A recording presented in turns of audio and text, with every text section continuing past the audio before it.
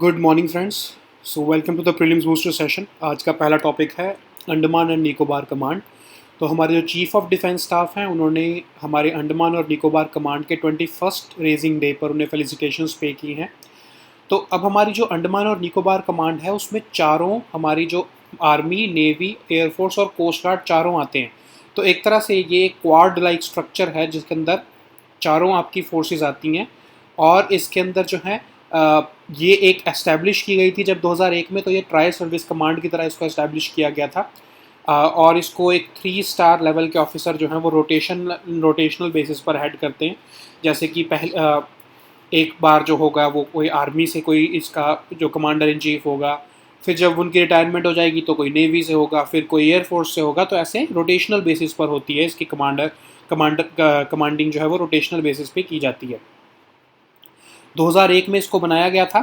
और ये बायएनुअल एक्सरसाइजेज जो होती हैं, जैसे आपकी कॉर्पैट या फिर जो आप जितनी भी इंटरनेशनल नेवीज़ के साथ एक्सरसाइज करते हो या आर्मीज़ के साथ एक्सरसाइज करते हो, वो अंडमान एंड निकोबार कमांड जो है वो उसमें पार्टिसिपेट करती है। इंडिया का जो एक्सक्लूसिव इकोनॉमिक जोन है उसकी प्रोटेक्शन का भी जिम्मा इसी के पास है। ह्यूमैनिटेरियन असिस्टेंस, डिज़ास्टर रिलीफ, ये सारे काम भी जो है ये फोर्स करती है। तो आपको पता होगा कि हमारे अभी तक इंटीग्रेटेड थिएटर कमांड्स कोई है नहीं, सिर्फ एक यही अभी तक ओनली ट्राई सर्विस कमांड यही है, अंडमान एंड निकोबार कमांड। अभी हमने बहुत सारी प्रपोज की हुई हैं, अभी वो उस पर वर्क इन प्रोग्रेस हैं वो। तो अभी तक जो है 2001 से सिर्फ यही बनाई गई हैं। तो याद रखो, इसको हेड जो है हमारे चीफ ऑफ डिफेंस स्टाफ जो जनरल बिपिन रावत है वो नहीं करते हैं। इसका एक सेपरेट कमांडर इन चीफ होता है, ठीक है, इस कमांड का। जैसे इस टाइम जो इसकी कमांडिंग है वो आर्मी के पास आई हुई है on the basis of rotation. तो लेफ्टिनेंट जनरल मनोज पांडे जी जो हैं वो इसके करंटली कमांडर इन चीफ हैं since June 2020। So now let us see this topic in English. Andaman and Nicobar Command. So recently, Chief of Defence Staff General Bipin Rawat has paid felicitations to the Andaman and Nicobar Command's 21st Raising Day. So this is the only quad service structure where Army, Navy, Air Force, and Coast Guard is represented in a single format. So it is the first and only tri-service command of India. It was created in 2001 so as to ensure coordinated work on this field in the field of defense in Andaman and Nicobar area. So it is headed by a three-star officer from the three services. So like it is this position is being held on a rotational basis between Army, Navy, and Air Force. So currently it is being held by the Army, the three-star officer of Army, Lieutenant General Manoj Pandey ji. G is its current commander in chief. It patrols India's exclusive economic zones. It provides disaster assistance, disaster relief, humanitarian assistance, maritime surveillance. Everything is taken care of by this Andaman and Nicobar Command. So you have to remember that it is not headed by Chief of Defence Staff. It is headed by the Commander-in-Chief of this command, and there is no other integrated theatre command in India as of yet. We are in the process of launching some in the next few months or a year or so. But as of yet, this is the only tri-service theatre command in India. Okay, so now let us see the next topic, which is Nobel Peace Prize. तो journalist Maria रेसा और जो मित्री Muratov जो हैं, first जो है वो Philippines based हैं, जो सेकंड है वो रशिया बेस्ड हैं। उनको इस बार नोबेल पीस प्राइज़ मिला है। तो ये बेसिकली डिसिडेंट जर्नलिस्ट हैं जिन्होंने अपनी गवर्नमेंट के खिलाफ बहुत लिखा है, गवर्नमेंट के खिलाफ आवाज़ उठाई है। तो एक तरह से इस बार का जो पीस प्राइज़ है वो थोड़ा पॉलिटिकल है, ठीक है। जो उसमें ये क्रिटिसिज्म भी किया जा रहा है कि जो इस बार पीस प्राइज़ दिया गया है वो अगेंस्ट गवर्नमेंट जो जर्नलिस्ट है उनको दिया जा रहा है। तो इस बार जो है ये हार्ड हिटिंग इन्वेस्टिगेशंस की है इन्होंने, इनको जो है वो प्राइज़ मिला है। $1.1 मिलियन मिलेंगे इनको। और नॉर्वेजियन नोबेल इंस्टीट्यूट जो है उन्होंने ये नोबेल पीस प्राइज़ जो है इस बार अनाउंस किया है, ठीक है। सो ये नोबेल पीस प्राइज़ जो है वो अल्फ्रेड नोबेल अपनी विल में लिख के गए थे कि ये दिया जाना चाहिए। तो 1901 से दिया जा रहा है ये लगातार। आई एम सॉरी, ये 1985 नहीं है, 1895 है। ये गलती से यहाँ पर 1985 लिखा गया है, सो जस्ट करेक्ट इट। तो 1901 से इसको दिया जा रहा है। 19 ओकेजन्स पर इसको नहीं दिया गया, क्योंकि इस विल में लिखा हुआ है कि अगर कोई डिज़र्व नहीं करता उस साल तो ये प्राइज़ नहीं दिया जाएगा, उस प्राइज़ मनी को आगे कैरी फॉरवर्ड किया जाएगा। ठीक है, तो office of United Nations high commissioner for refugees जो है वो एक ऐसी ऑर्गेनाइजेशन है जिसको नोबेल पीस प्राइज़ जो है वो 2 बार मिला है। ठीक है, तो अभी तक और किसी को ऐसे भी 2 बार नहीं मिला है, सिर्फ इन्हें ही नोबेल पीस प्राइज़ जो है वो 2 बार अवॉर्ड किया गया है। यंगेस्ट नोबेल पीस प्राइज़ की लॉरिएट जो है वो हमारी मलाला यूसुफजई हैं, जो आपको पता ही है, जब वो 2014 में उनको प्राइज़ मिला था वो 17 साल की थी। और ओल्डेस्ट रिसिपिएंट जो है वो जोसेफ रॉटबेल्ट हैं, जिनको 87 की एज में मिला था प्राइज़, जब वो 1995 में उन्हें प्राइज़ मिला था, 87 जब उनकी एज थी। इंडिया में नोबेल पीस प्राइज़ 2 ओकेजन्स पे मिला है इंडियन सिटीजन्स को। एक तो 1979 में मदर टेरेसा को मिला था पोस्टह्यूमसली। ठीक है, तो आपको पता ही है कि जो ये प्राइज़ होता है, ये जो है ये सिटीजन्स जो है उस टाइम पर मदर टेरेसा जो है हमारी इंडिया की सिटीज़न थी, इसलिए जस्ट डोंट कंफ्यूज कि वो तो इंडियन के सिटीज़न थी नहीं, तो उनको प्राइज़ जो मिला हम क्यों काउंट कर रहे हैं। फिर कैलाश सत्यार्थी जी, जिन्होंने नोबेल पीस प्राइज़ शेयर किया था मलाला के साथ 2014 में, तो ये 2 ऐसे इंडियंस हैं जिनको अभी तक नोबेल पीस प्राइज़ मिल चुका है। ठीक है, so now let us see this topic in English. Nobel peace prize, so journalists Maria Ressa and Dmitry Muratov, the first one belongs to Philippines and the second one belongs to Russia. They have been awarded this Nobel Peace Prize for this year 2021. So they have been conducting hard-hitting investigations against the leadership of their country. Journalist Maria Ressa is involved in uh, investigations against President Duterte of Philippines, and the second Dmitry Muratov is a well-known critic of President Vladimir Putin. So this time people have expressed concerns that Nobel Prize Committee has decided to award dissident journalists the prize. So there is a kind of political convenience in this prize making this year. So anyways, so the winners will be getting $1.1 million or 10 million Swedish krona. Uh, this prize was a part of a will which was signed by Alfred Nobel in 1895. It's not 1985. It's a mistake here. So it was signed in 1895, and the Alfred Nobel said that any person who has done the work in the field of promoting fraternity between nations, abolition or reduction of standing armies, or promotion of peace basically, then that person or institution shall be awarded this Nobel Peace Prize. So since 1901 this prize has been awarded, and on 19 occasions this prize was not awarded. If because the Nobel Committee has to decide if there is nobody worthy enough in a particular year to be awarded the Nobel Peace Prize, then that year they do not award any prize, and the prize money for that year is carried forward for the next year. Okay. So the Office of United Nations High Commissioner for Refugees is the only institution which has been awarded this prize twice.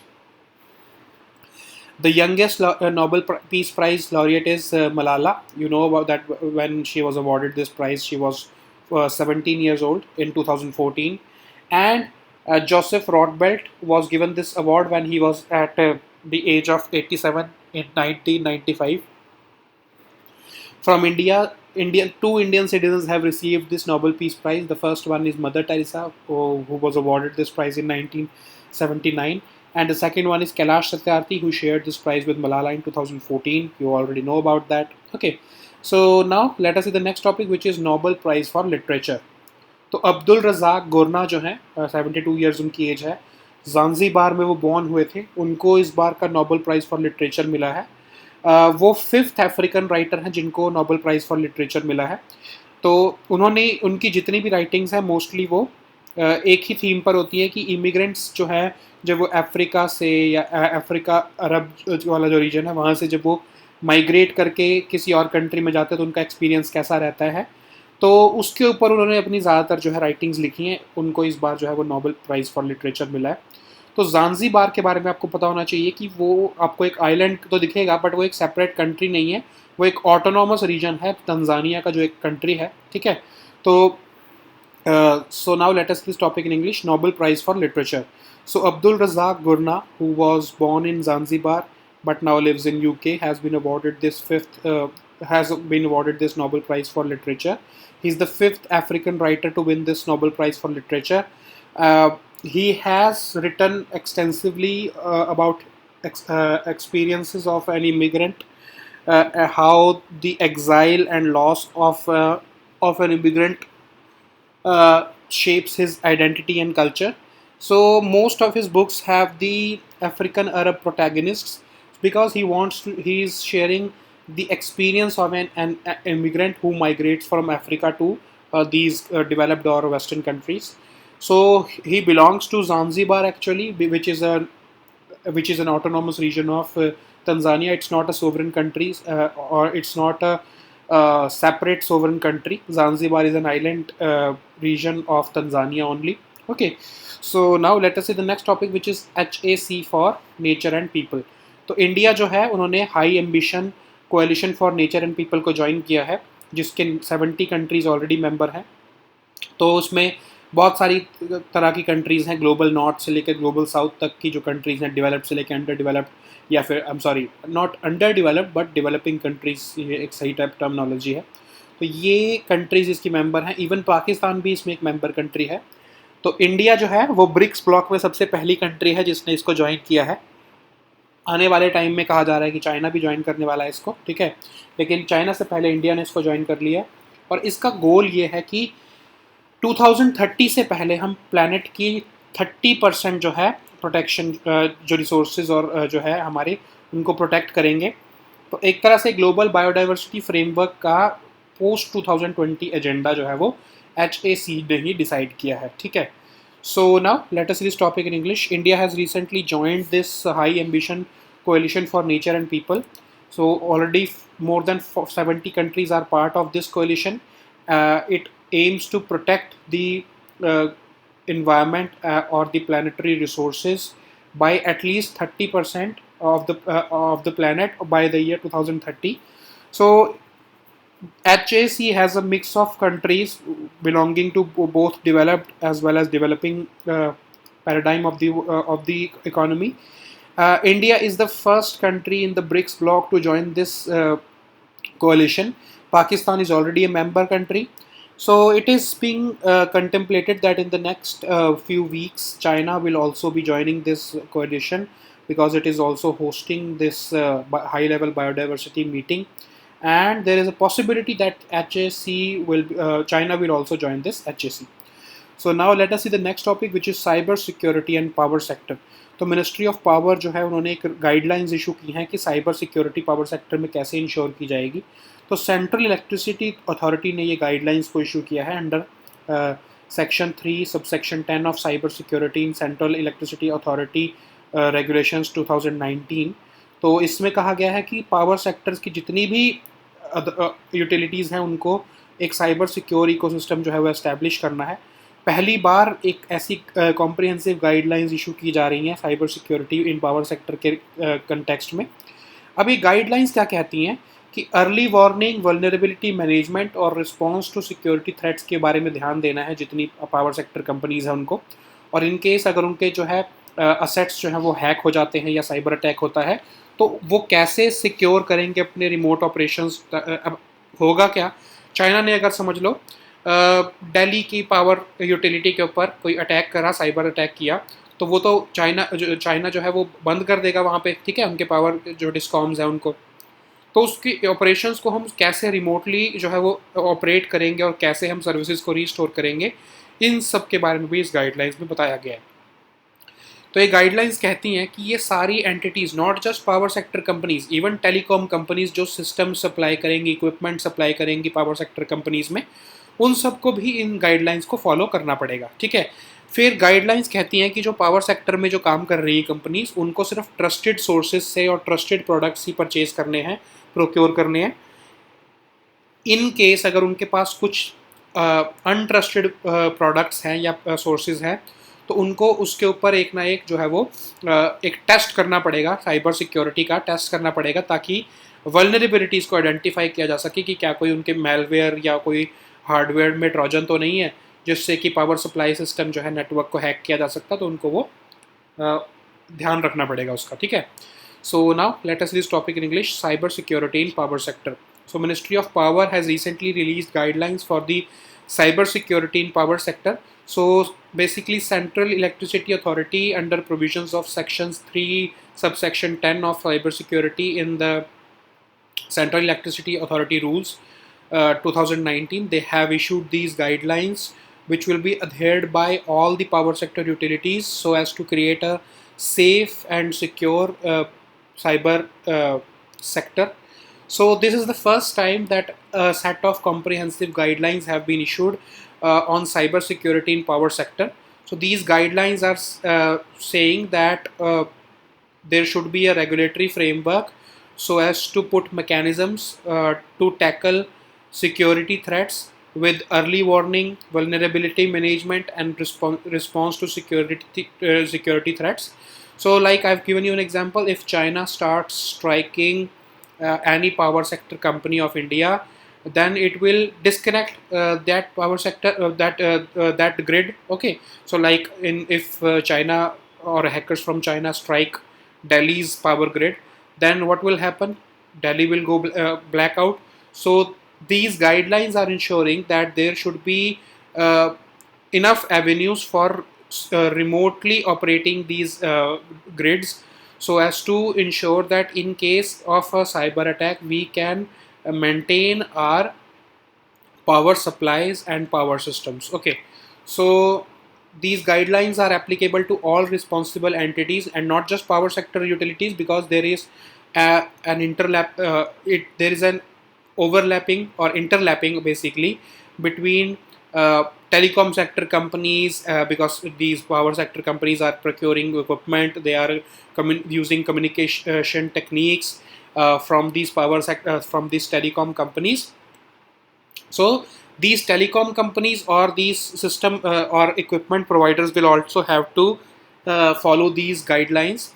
So these guidelines mandate that our power sector utilities will have to procure equipment from only trusted sources, and they will have to procure only trusted products. Okay, so in case they have some untrusted products or untrusted services, then they will have to launch a cyber security check so as to weed out all trojans or malware to make the system cyber secure. Okay, so now let us see the next topic, which is Air India disinvestment. तो government of India जो है उन्होंने disinvestment of air India को approve कर दिया है, और Tata sons को जो है वो एक तरह से इसकी अब ओनरशिप ट्रांसफ़र की जाएगी या मैनेजमेंट कंट्रोल ट्रांसफ़र किया जाएगा. तो cabinet committee on economic affairs ने एक हाई पावर्ड कमेटी को एम्पावर किया था, जिसमें यूनियन होम मिनिस्टर थे, finance minister, commerce industry minister, civil aviation minister. उन्होंने टाटा सन्स की जो बिड थी, हाईएस्ट बिड वही थी, क्योंकि ठीक है, तो 18,000 करोड़ की बिड को अप्रूव कर दिया, और टाटा सन्स जो है वो उनके पास 100% ऑफ द शेयर्स जो है वो ट्रांसफ़र कर दिए जाएंगे. ठीक है, तो इस डील के अंदर याद रखो कि जो नॉन कोर असेट्स हैं, जैसे कि लैंड और बिल्डिंग जो कि एयर इंडिया की थी, उसको ट्रांसफ़र नहीं किया जाएगा, वो गवर्नमेंट के पास वापस चले जाएंगे. लेकिन जो आपका जैसे एयरक्राफ्ट्स हैं, जो बिजनेस है एयर इंडिया का, वो सारा जो है वो टाटा के पास चला जाएगा 100%. तो स्ट्रेटेजिक डिसइन्वेस्टमेंट है एक तरह से ये.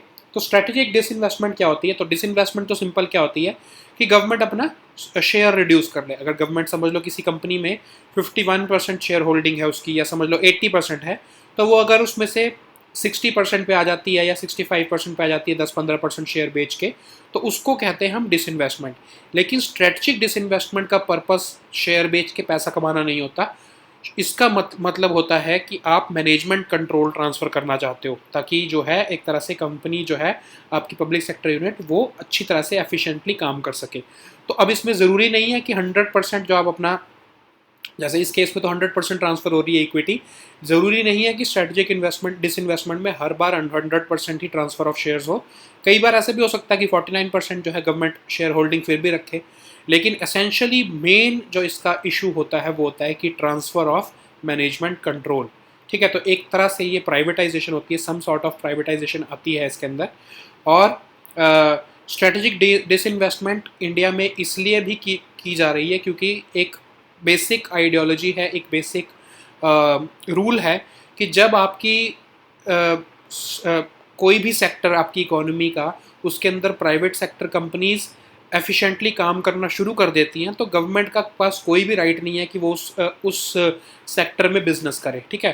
तो अब हमारी civil aviation market is performing exceedingly well, तो गवर्नमेंट जो है उसके अंदर अब उसको रहने का मतलब एक तरह से इकोनॉमिक सेंस नहीं बनती, इसीलिए गवर्नमेंट जो है उसमें स्ट्रेटजिक डिसइन्वेस्टमेंट कर रही है, ठीक है।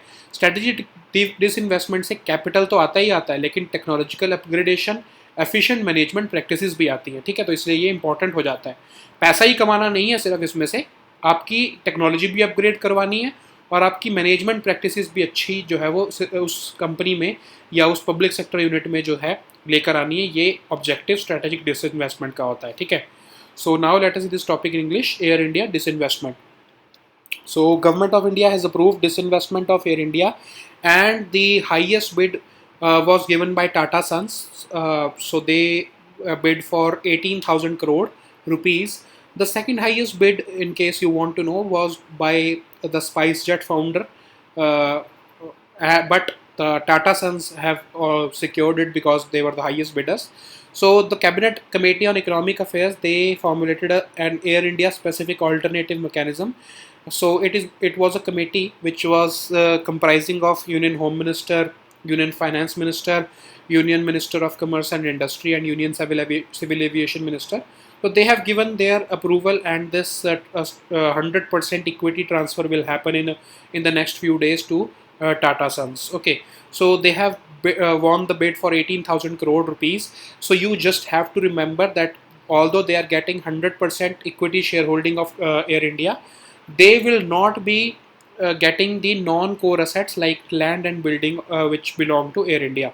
So these land and building, such assets will transfer to Government of India, and this is basically a strategic disinvestment. Okay, so in normal disinvestment, the government only wants to earn some money, and that's why they sell some shareholding in the market so as to earn money.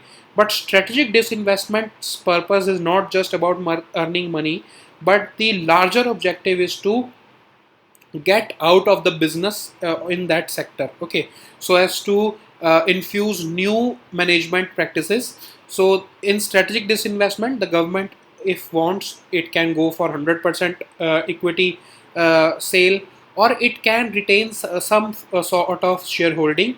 But essentially there is one essential component, that transfer of management control will definitely happen in strategic disinvestment. Okay, so it is kind of a privatization. Even if the government retains 49% or even 50% control, then also privatization will occur because the management control will transfer to a private company.